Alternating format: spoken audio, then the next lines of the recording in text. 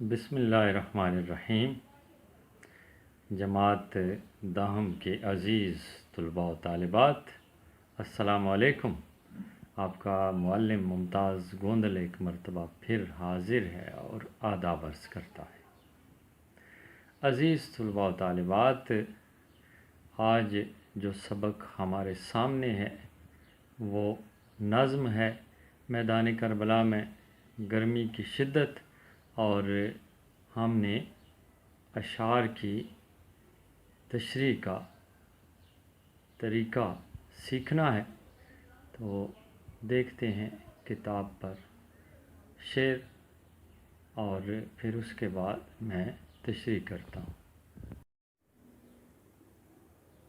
عزیز طلباء و طالبات، یہ آپ کی نظم ہے میدان کربلا میں گرمی کی شدت، اور یہ بند کی صورت میں ہے۔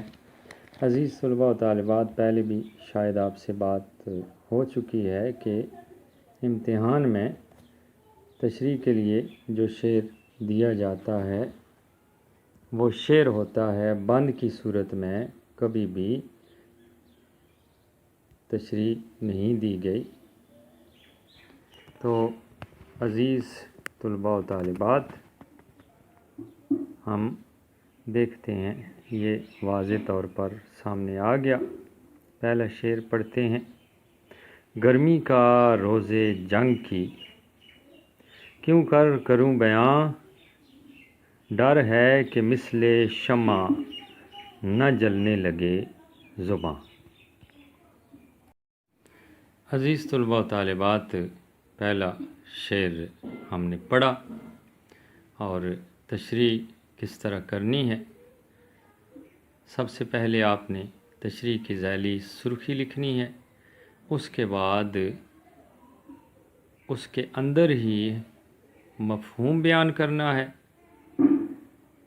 لیکن مفہوم بیان کرنے سے پہلے شاعر کا تھوڑا سا تعارف ہم نے بیان کرنا ہے، ان کے فن کے حوالے سے کچھ باتیں ہم نے بیان کرنی ہے۔ مثال کے طور پر میر انیس کا اصل نام سید ببر علی اور تخلص انیس تھا، اور وہ ایک بلند پایا مرثیہ نگار تھے، اور ان کے مرثیوں میں سوز و گداز، کردار نگاری، جذبات نگاری اور منظر کشی کے بے مثال نمونے ملتے ہیں۔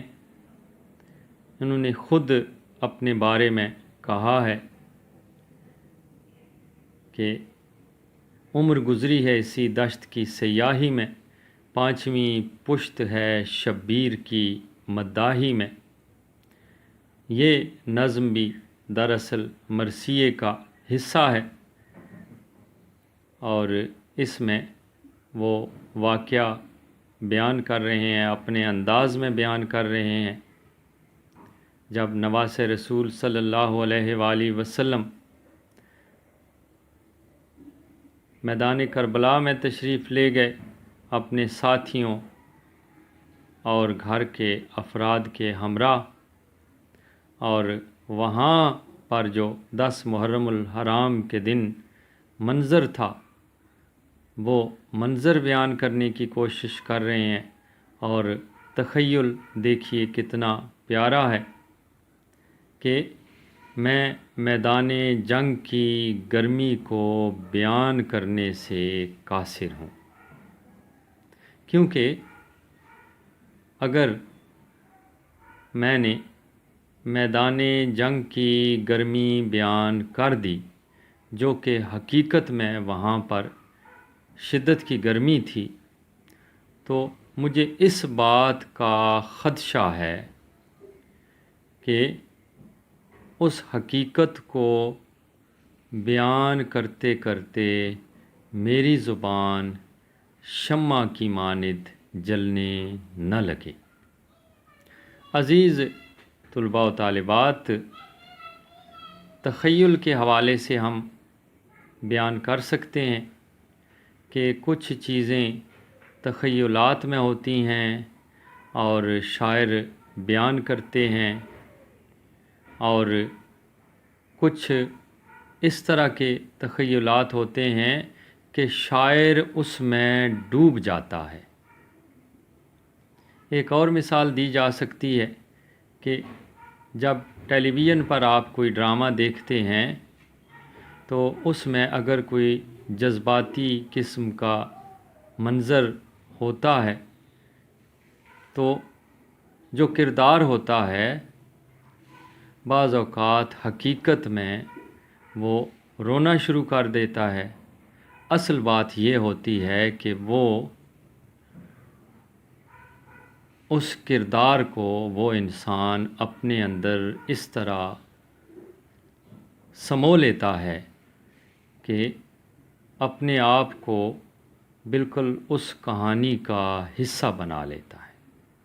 شاعر کی بھی یہی کیفیت ہے، عشق کی بھی بات ہوتی ہے، اور شاعر کو بھی نواسۂ رسول حضرت امام عالی مقام سے بہت عشق ہے، عقیدت ہے، اس لیے وہ اس قسم کے الفاظ خود بخود اس کی شاعری میں آتے چلے جاتے ہیں۔ امدادی اشعار نواسۂ رسول کی تعریف میں لکھے جا سکتے ہیں۔ حدیث پاک ہے ایک، حسین منی و انا من الحسین۔ نبی کریم صلی اللہ علیہ وآلہ وسلم نے فرمایا کہ حسین مجھ سے ہے اور میں حسین سے ہوں، اور ہر ایک ذہن میں ہے کچھ نہ کچھ تصور حق، ہم اس تصور حق کو حسین کہتے ہیں۔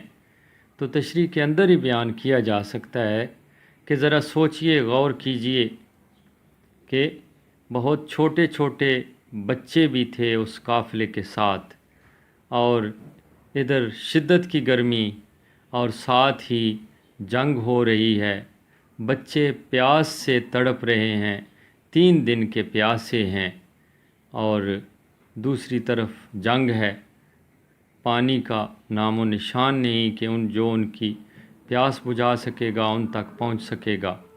تو اس حوالے سے آپ نے تشریح کرنی ہے۔